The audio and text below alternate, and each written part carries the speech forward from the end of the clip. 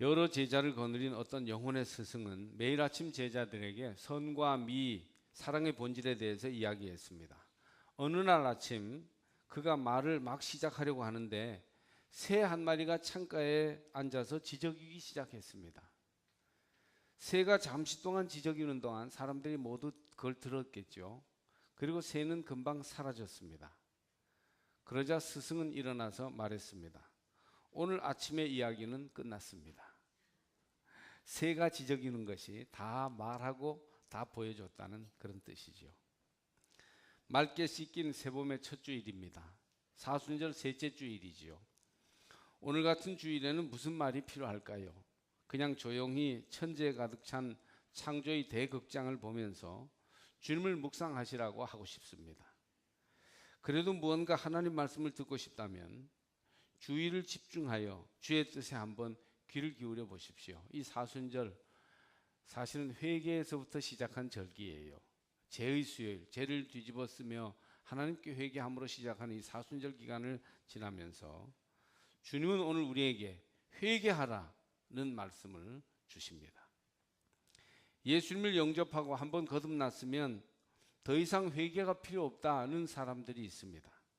자꾸 잘못했어요, 용서해 주세요 하는 것은 하나님의 속죄의 은총을 무시하는 처사라는 겁니다. 이미 값을 다 치렀는데 왜 자꾸 그것을 계산하려고 하느냐, 그런 얘기입니다. 거듭난 하나님의 백성은 이미 의롭다함을 얻었고 왕같은 제사장이며 택하신 백성이기 때문에 이미 천국이 약속되었고 하나님이 의롭다고 선포해 주셨기 때문에 자꾸 회개를 강조할 필요가 없다라는 이런 주장은 일리가 있습니다. 그런가 하면 거듭난 하나님 백성도 악하고 죄된 성품을 그대로 가지고 있기 때문에 늘 두렵고 떨림으로 자기 죄를 자꾸 회개해야 한다는 회개지상주의자들도 있습니다. 그런 사람들은 의롭다함을 얻은 기쁨보다는 주의 백성의 의무와 본분을 강조하는 것이죠. 그래서 자꾸 죄의식을 가지게 하면서 죄의 짐을 지워서 죄 문제를 확실하게 해결하자면 안 된다, 그렇게 강조하는 입장입니다. 율법주의자라고 볼 수 있죠. 이 두 가지는 너무 극단적으로 나가면 다 잘못된 것이에요. 절대 죄를 회개할 필요가 없다, 하나님이 다 용서해 주셨다, 이렇게 가서 죄 회개를 막는 것도 잘못된 주장이고 분리주의 이단입니다. 그리고 너무 죄 자꾸 강조하면서 의무와 책임을 자꾸 강조하는 율법주의도 문제입니다. 웨슬리는 이 두 가지 입장을 잘 극복해서 얘기해 주고 있습니다. 우리는 예수님을 영접하고 믿음으로 죄사함을 받았습니다. 이제 구원 받기에 합당한 회개가 필요한데 이것을 복음적인 회개라고 합니다. 이 복음적인 회개는 한 번으로 가능해요. 예수님 영접하여 사죄함을 받고 거듭나는 것은 단 한 번 믿음으로 가능한 것이에요. 예수님의 은혜는, 예수님의 십자가의 죽음은 우리의 어떤 붉고 흉악한 죄보다도 더 크고 더 강력하여 모든 죄를 능히 사하고도 남을 만한 위대한 값어치가 있습니다. 할렐루야. 그러면 우리가 그 예수님의 사죄의 은혜를 의지하여 한 번 죄사함을 받으면 그것으로 족한 것입니다. 우리는 이미 거듭났고 이미 용서함을 받았으며 이미 하나님의 백성이 되었습니다. 그러나 죄의 용서함을 받고 구원받았다 해도 구원이 온전히 이루어지고 성화를 계속하기 위해서 회개가 필요한데 이것을 신자의 회개라고 했습니다. 신자의 회개가 필요하다는 거예요. 복음적인 회개, 우리가 죄에서부터 의로, 저 불신앙에서부터 신앙으로 들어오기 위해서 예수의 구원하신 은혜, 십자가의 사죄하신 능력을 의지하는 한 번의 믿음이 필요하지만, 그러나 그렇게 구원함을 받았고 용서함을 받았다 해도 생명이 태어나기만 했지 자라지 않았기 때문에 그 구원받은 생명이 계속 자라기 위한 과정을 위해서 우린 끊임없는 믿는 이로서 구원받은 자로서의 회개가 필요하다는 거예요. 그래서 우리의 믿음이 점점 자라나서 새 생명이 더 크게 자라 열매 맺도록 해야 합니다. 이 일을 위해서 신자의 회개가 필요한 것이죠. 이미 구원의 확증을 받은 사람이라 할지라도 자신의 생각과 행실의 잘못, 말의 잘못들을 깨닫는 대로 회개하여 구원을 온전히 이루도록 해야 합니다. 복음적인 회개는 회개하여 믿음으로 단 한 번 이루는 것이지만 신자의 회개는 거듭 반복하여 행함으로 성화를 이루어가게 되는 것입니다. 생명의 한순환이 돌아 이제 새 봄이 왔습니다. 우리는 지난 한 해 동안 여러 가지 실수와 잘못을 저질렀습니다. 이 모든 행위의 죄와 자범죄가 그리스도의 은혜로 속함받은 것을 믿으시기 바랍니다. 예수를 믿기만 하면 이 모든 죄를 다 용서해 주신 것을 확신하고 나가십시오. 그러나 한편 그런 죄를 저지르게 되는 나의 연약함과 죄의 속성, 죄의 쓴뿌리는 완전히 제거되지 않았습니다. 따라서 새봄에 씨앗을 뿌리고 인생 농사를 짓기 전에 철저히 회개하고 다시 한번 주님 앞에 자기를 내어놓는 과정이 필요한 것이에요. 주님, 나는 구원받았습니다. 영생의 그런 약속을, 언약을 우리가 확실히 붙들고 있습니다. 그러나 끊임없이 내가 잘못 살고 주님을 실망시키는 일에 대해서 주님 앞에 회개합니다. 이렇게 함으로써 그 구원에 합당한 믿음의 삶을 살도록 해야 할 것입니다. 주님이 성전을 청결케 하심으로 예루살렘의 구원 사역이 시작됐어요. 요한복음 2장에 보면 성전 청결이 예수님의 예루살렘 사역의 첫 출발이에요. 이처럼 먼저 죄를 회개하고 청결케 해야 하나님의 일이 일어날 수 있습니다.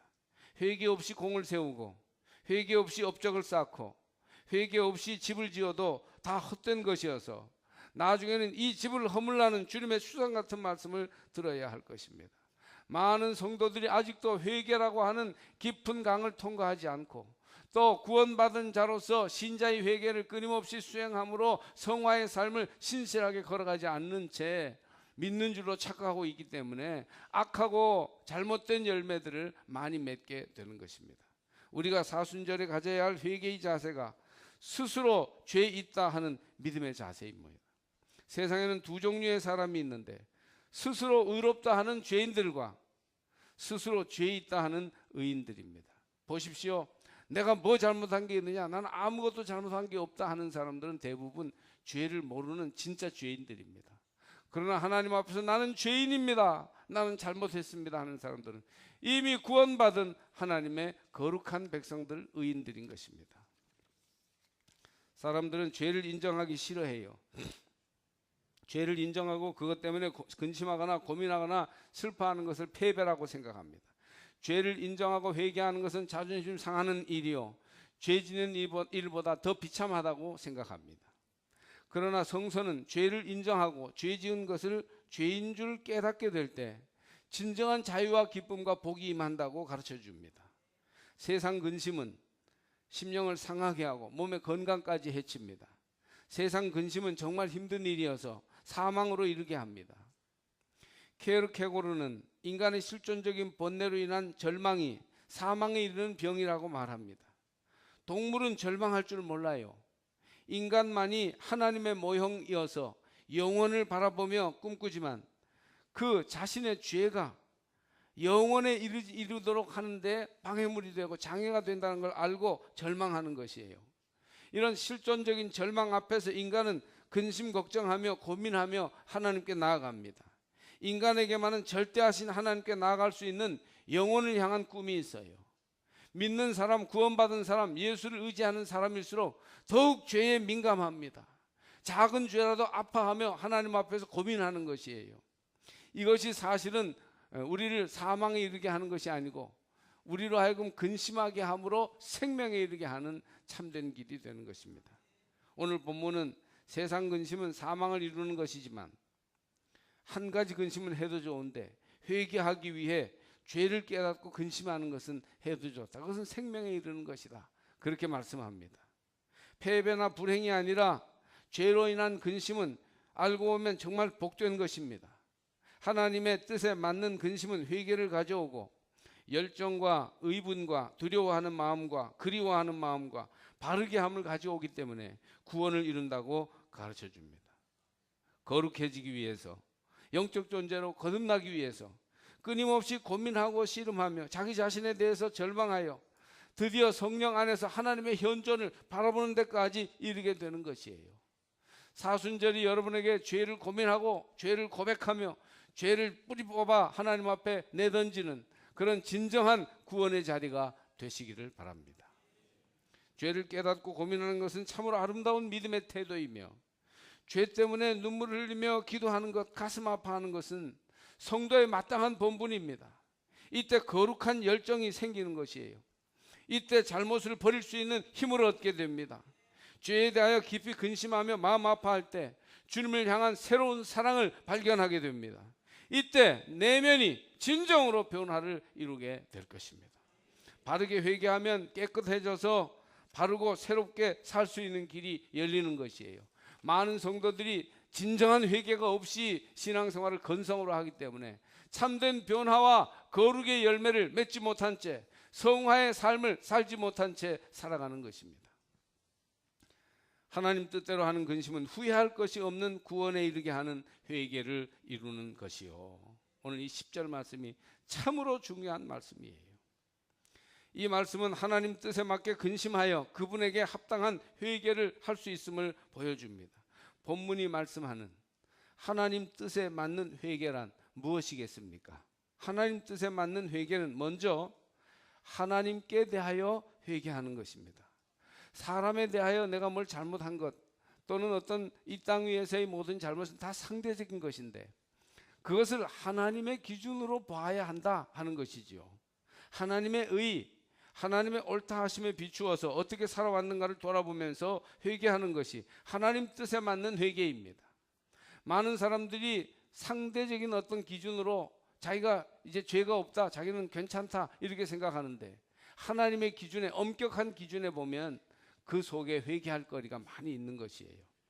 사람의 기준으로는 아무 잘못이 없을지라도 하나님의 기준으로 봐 잘못이 있다고 하면 그것에 대해서 철저하게 회개하고 바로잡아야 합니다. 사람들은 자기 기준에 따라서 자기 양심과 감정이 잘못했다고 하면 그때 후회하고 근심합니다. 그러나 자기 마음에 잘못되었다고 받아들여지지 않으면요 절대 회개하지 않습니다. 세상 모든 사람이 다 잘못했다 해도 절대 자기가 잘못 안 했다는 거예요. 그래서 회개하기를 거부합니다. 하나님 뜻에 맞는 회개는 하나님의 기준에 맞추어서 회개하는 거예요. 객관적인 하나님 말씀과 종을 통하여 들려주시는 말씀 혹은 어떤 사건들을 통하여 깨우쳐 주시는 주님의 뜻에 귀를 기울이시기를 바랍니다. 내가 받기 어렵고 내 생각과 감정이 달라서 내 마음이 허락하지 않아도 하나님이 원하시는 바에 어긋난 것이 분명하다면 회개해야 됩니다. 내 양심과 내 감정만 주장하는 것은 신자의 태도가 아니에요. 하나님의 뜻을 우리가 묵상하면서 그 뜻에 내가 바르게 섰는지를 점검하셔야 합니다. 여러분의 교회 생활은 하나님 기준에 합당하게 이루어져 가고 있습니까? 혹시 스스로 적당히 타협하여 서로 칭찬해주고 무마해주면서 회개할 마음을 잃어버리지는 않았습니까? 이만하면 돼, 저 사람은 나보다도 더 못하는 걸 뭐 이렇게 생각하면서 하나님 앞에 하나님의 기준에 합당하지 않게 살면서도 회개하지 않는 그런 양심이 된 것은 아닙니까? 주님은 우리가 할 수 없는 큰 것을 바라지 않습니다. 순수한 사랑과 변함없는 진실을 지금도 요구하고 계십니다. 사도 베드로에게 초대교회와 위대한 선교의 역사를 맡기실 때 얼마나 능력 있고 얼마나 돈이 많은지 얼마나 말을 잘하는지 자격을 갖추었는지를 묻지 않으시고 얼마나 주님을 사랑하는지를 확인하셨습니다. 네가 나를 사랑하느냐? 내가 주님을 사랑하는 줄을 주님께서 아십니다. 여러분이 이렇게 진실하게 베드로처럼 대답하실 수 있겠습니까? 믿는 이로서 마땅한 개인 경건 생활 얼마나 하고 계십니까? 주님과 매일 대화를 하고 계십니까? 우리에게 맡겨주신 의무와 사명을 잘 감당했는지 돌아보아서 회개하시기를 바랍니다. 주님은 이 세상을 구원하라고 빛이 되라고 소금이 되라고 하는데 우리는 적당히 타협하면서 어둠 속에 빠져 살아가고 있는 것은 아닙니까? 우리가 스스로를 속이면서 옆에 사람도 다 알고 있는 죄를 스스로는 알지 못한 채 많은 세월을 하나님 앞에 죄인으로 방황하고 있는 때가 얼마나 많은지를 돌아보셔야 합니다. 하나님의 기준을 몰라서 못하는 사람들은 별로 없어요. 하나님은 다 우리에게 알려주셨습니다. 하나님 뜻에 맞는지를 우리는 쉽게 알 수 있어요. 진리는 단순한 것이죠. 알지만 행하기 어려우니까 회피하다 보니 마음이 복잡해지고 이유가 많아지는 것입니다. 하나님을 믿고 따르는데 뭐 이유가 많고 이론이 많은 것은 벌써 우리가 회피하고 변명하고 있다는 증표입니다. 많은 세월이 지금도 지나가고 있습니다. 올해의 사순절도 벌써 반이 가까이 지나가고 있습니다. 여러분, 우리의 날들은 다시 돌이킬 수 없이 지나가고 있어요. 그러므로 지금 하나님 앞에서 철저히 회개하고 새 사람을 입으시기를 바랍니다. 하나님 뜻에 맞는 회개는 두 번째로 마음으로 깨닫고 행동으로 나타나는 회개입니다. 행동으로 나타나야 돼요. 마음의 깨달음이 있어야 하고 이것을 해야겠다 혹은 이것은 하지 말아야 하겠다 하는 의지로 다져지는데, 여기에서 더 나아가 행동과 생활로 나타나지 않는다면 열매가 없는 회개입니다. 구체적인 행동으로 실제의 생활로 여러분의 회개가 나타나도록 하시기를 바랍니다. 우리 모두에게 이 말씀은 매우 중요한 원칙이 됩니다. 여러분은 행동으로 여러분의 회개를 보여주고 있습니까? 여러분의 회개는 삶으로 드러나는 진정성을 나타내는 회개입니까? 세례 요한은 회개의 복음을 전하였어요. 회개하게 함으로 주님의 오실 길을 예비하였습니다. 그때 세례 요한이 강조한 말씀은 회개에 합당한 열매를 맺으라는 것입니다. 열매 없는 회개는 진정한 회개라고 할 수 없어요. 회개는 하나님의 역사입니다. 당연히 행위와 삶으로 열매를 맺게 되는 것입니다. 행동으로 나타나는 회개는 우리를 더욱 강하게 하며 온전케 할 것입니다. 여러분, 실제의 삶으로 행동으로 회개를 나타내심으로 진정으로 하나님 앞에 회개하시기 바랍니다. 은퇴하신 교수님에게서 들은 얘기입니다. 그분이 이제 학생 시절에 동대문에서 책을 한 권 샀습니다. 그런데 책방 주인이 잘못 계산하여 너무 많은 거스름돈을 내어주었습니다. 책값으로 지불한 돈보다 더 많은 돈이 거스름돈으로 왔어요. 말하자면 10,000원짜리 책을 사는데 돈을 10,000원 냈는데 50,000원인 줄 알고 거슬러 주는 격이에요. 사실은 가난한 고학생 신분에 책값이 너무 부담이 되었는데 거스름돈을 넘치게 받고 보니 이게 웬 횡재냐, 하나님이 나한테 주시는 건가 보다, 이런 마음이 들더래요. 그래서 돌려줄 마음이 생기지 않았습니다. 너무너무 어려울 때니까. 한참을 망설인 끝에, 그러나 이 책값을 내가 거스름돈을 돌려주지 않으면 내가 정말 안 되는 일이다. 그래서 결국은 거스름돈을 돌려주고 정직하게 말했습니다. 너무 힘든 내적 싸움을 겪어야 했어요. 이것은 쉽지 않은 결단이었습니다.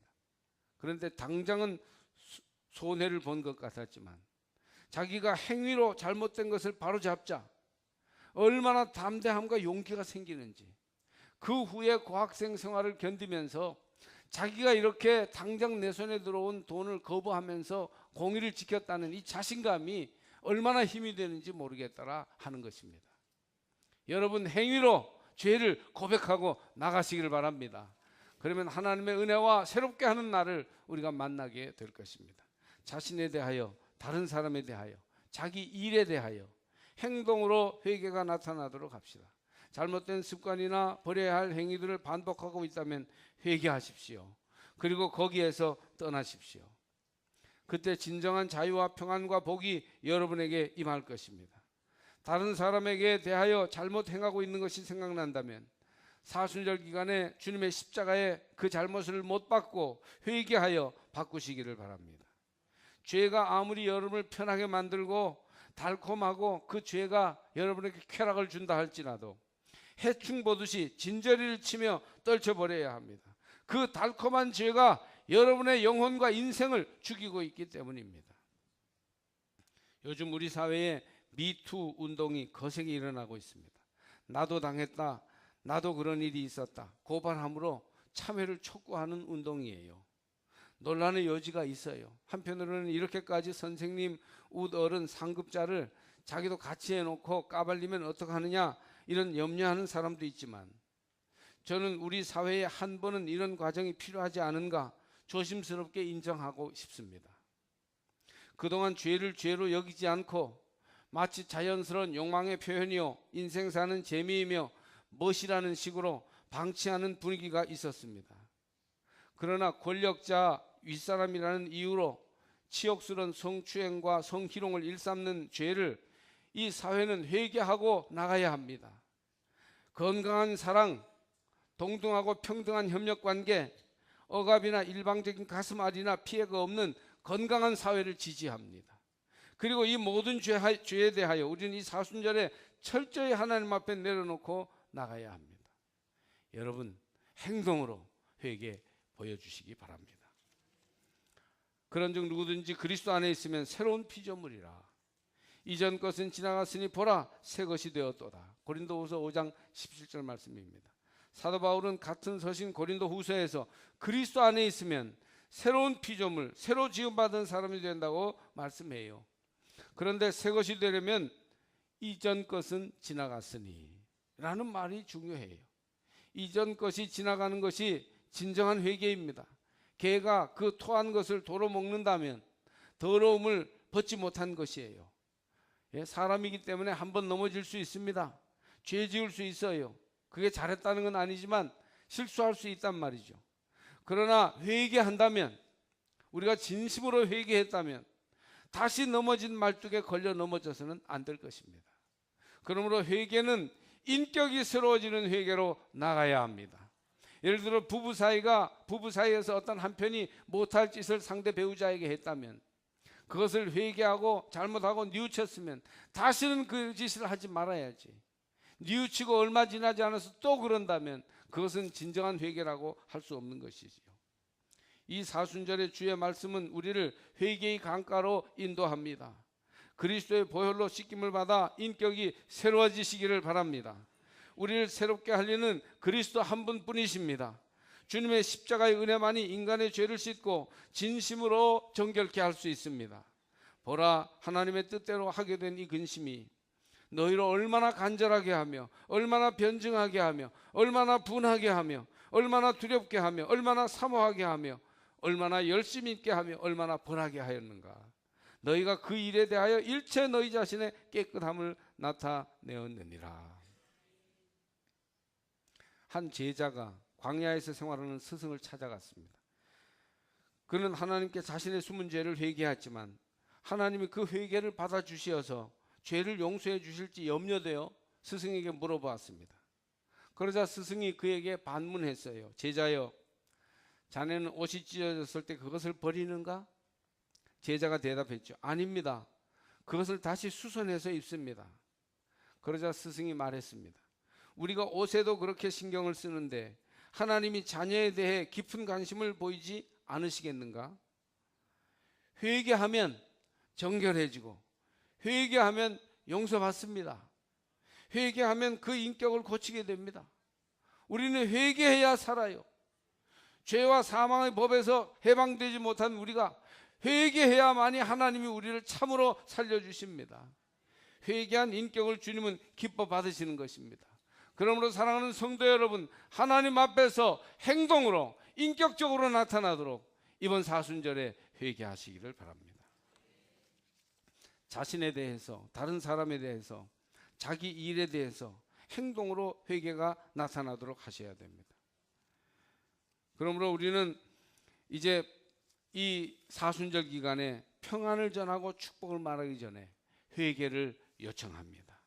여러분, 주 안에서 죄 때문에 고민하시기 바랍니다. 죄로 인하여 슬퍼하며 번민하셔야 해요.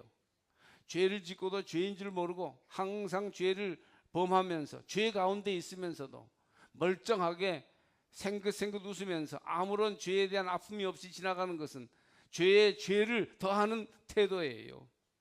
회개할 때를 놓치면 모든 날 동안 내내 후회할 것이며 평생 후회할지도 모릅니다.